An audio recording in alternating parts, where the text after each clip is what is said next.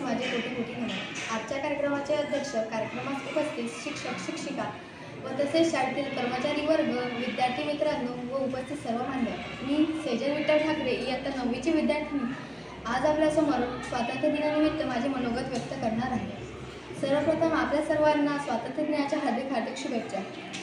आज 15 ऑगस्ट म्हणजे स्वातंत्र्य दिन। आजपासून 78 वर्षांपूर्वी भारतात स्वातंत्र्य मिळाले। भारत पहिले पारतंत्र्यात होते। भारतात व्यापाराच्या दृष्टीने येऊन इंग्रजांनी भारतात सत्ता काबीज केली। त्यांनी साम दाम दंडभेदचा पुरेपूर वापर करून सत्ता काबीज केली। तत्कालीन महापुरुषांना ही गुलामगिरी मुळीच आवडली नाही। या महापुरुषांमध्ये महात्मा गांधी, पंडित जवाहरलाल नेहरू, सुभाषचंद्र बोस इत्यादींचा समावेश होता।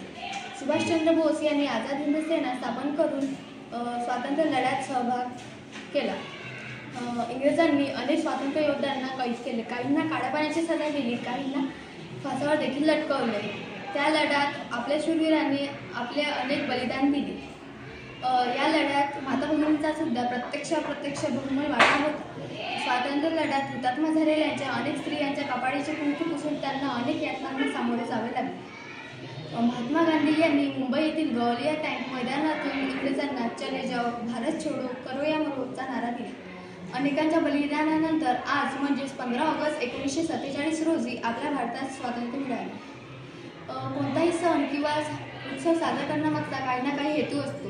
माझ्या मते स्वातंत्र्य दिन हा उत्सव साजरा करण्यामागचा हाच हेतू असावा की ज्या भारतीयांनी बलिदान दिलं, हुतात्म्य पत्करलं अशा शहीदांचा शेवटी स्वातंत्र्य लढ्यात सहभागी झालेल्या सर्व हुतात्म्यांना मी विनम्र अभिवादन करते। आयोजकांनी मला माझे मनोगत व्यक्त करण्याची संधी दिली त्याबद्दल मी त्यांचे खूप खूप मनापासून आभार व्यक्त करते व माझ्या भाषणास पूर्ण विराम देते। जय हिंद, जय भारत।